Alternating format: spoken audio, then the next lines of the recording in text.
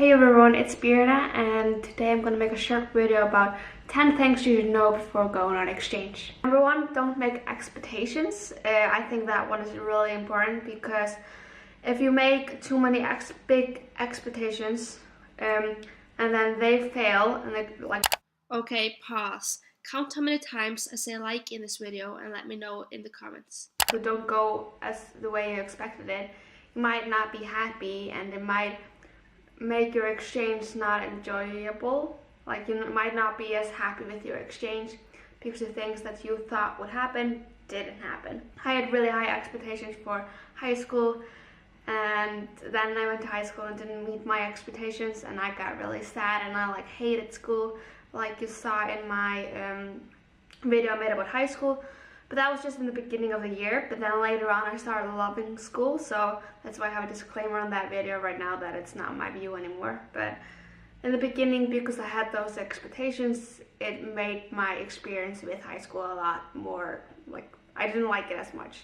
Make this the year of trying new things. Say yes to as many things as you can, of course not illegal stuff, but if someone invites you to do something or you get an opportunity to do something, say yes, because like I said, make this the year of trying new things. Communicating with your host family is really important. Let them know if you feel down, let them know how you, just let them know how you feel. Let them know in the beginning if you like what food you like, what food you don't like, so they can adjust some things with them, because you're communication is a key in everything. Number 4, try to spend as much time as you can with your family, friends while on exchange and not be on the computer or something all the time. And I know I did that a lot when I was an exchange student. I regret that a lot. Just go downstairs and sit with them and watch TV instead of being on a computer or something like that. Try to document your year in some way. I did that by making the YouTube videos I made, the little videos from each month with the clips of what I did. I love watching those videos I made while on exchange because I don't remember half of the stuff I did, and this brings back memory. But people do this by keeping a diary, which is a thing that I wish I did, by taking tons of pictures and making videos or some other way you want to document your experience. You're ready for a lot of questions. First time people meet you, you will get a lot of questions about your country that you will think are stupid. I got asked a lot of stupid questions and that was stupid in my mind, but of course in the other people's mind it's not stupid because they don't know anything about your country or know little about your country.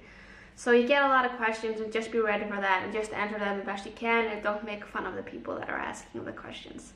I always got the same questions I got the thing oh, is it right that Greenland is ice and Iceland is green? And I'm yeah, that's a really question that every Icelandic exchange student gets. And the other thing people always ask you to do is they will ask you to talk in your native language. You get that a lot. You'll change a lot without knowing it. It was kind of weird for me to come home when I came because I felt like I changed, but nothing else had changed when I came home. None of my friends had changed, none of my relatives have changed, but I had changed, and that was kind of weird. I think both for me and them, because it's weird to have someone come back and be that changed. But I did not see it until I came home. But my host always said that he saw the changes while I was in exchange.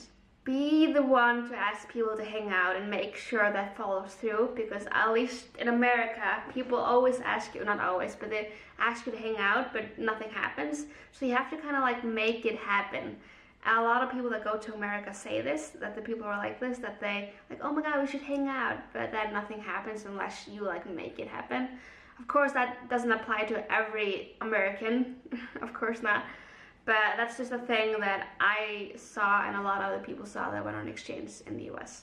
Number 9 is you'll have to know how to spell your name. That's really important because most exchange students have foreign names, of course, and it's hard for the people living in your host country to learn your name, so you have to spell it a lot. My last name is really hard for foreigners, Heiðarsdóttir, so I had to spell it so many times.